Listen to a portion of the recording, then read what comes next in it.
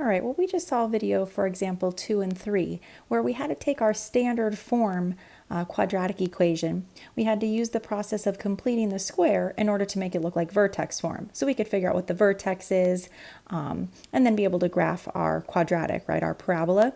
Well, now let me show you a way that we can find the vertex of a standard form parabola without having to do completing the square. Remember, the example 2 and 3 got a little ugly because we had to deal with a whole bunch of different fractions, right? Well, if our quadratic equation is written in standard form, we have our ax squared plus bx plus c, then we can find the vertex of any parabola by using this formula here. Let me use,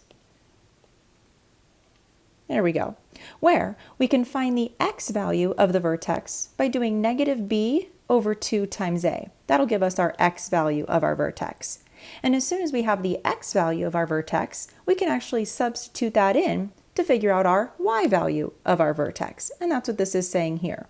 So we can use this formula to find any vertex of any quadratic, even if it's written in standard form.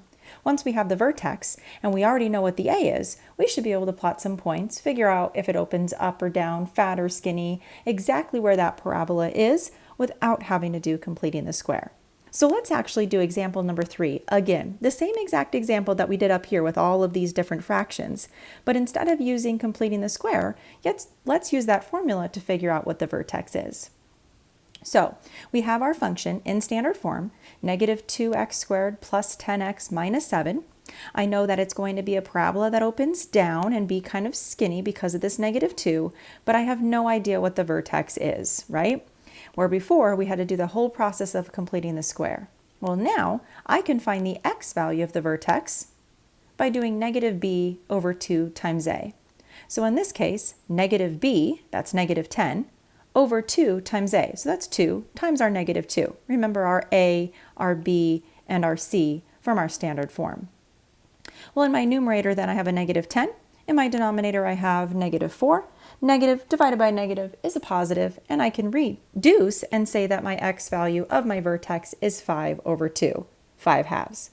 But a vertex, remember, is a point, right? It's the point on the top of your parabola or the bottom of your parabola. And so if we want to find the point, if we only have an x value, we still need the other half of our point, and we need to find the y value. But if we have an equation that was given to us at the beginning, and we have an f of x, that's the same thing as y equals, right? And so I can figure out what y equals if we know the x value by plugging that x value into my equation. So that's what I'm going to do now. I'm going to take my equation, and wherever I see an x, I'm going to plug in a 5 halves. So I have negative 2 times 5 halves squared plus 10 times 5 halves minus 7. I'm going to simplify. 5 halves squared is 25 over 4. I'm going to multiply my fractions, so I end up getting a negative 50 over 4 plus 50 over 2 minus 7. I have 3 different fractions that I'm adding or subtracting, so I'm going to get a common denominator. I'm going to get a common denominator of 4 for all of them.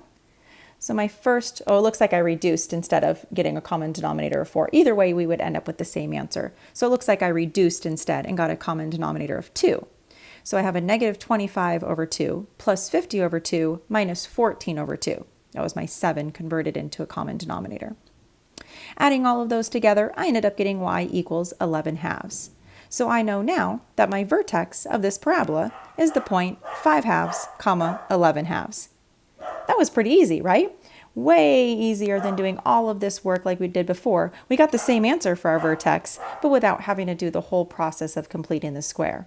I can just simply use this formula to find the x value, and once I have the x value, I can plug it in to find the y value. So make sure you remember negative b over 2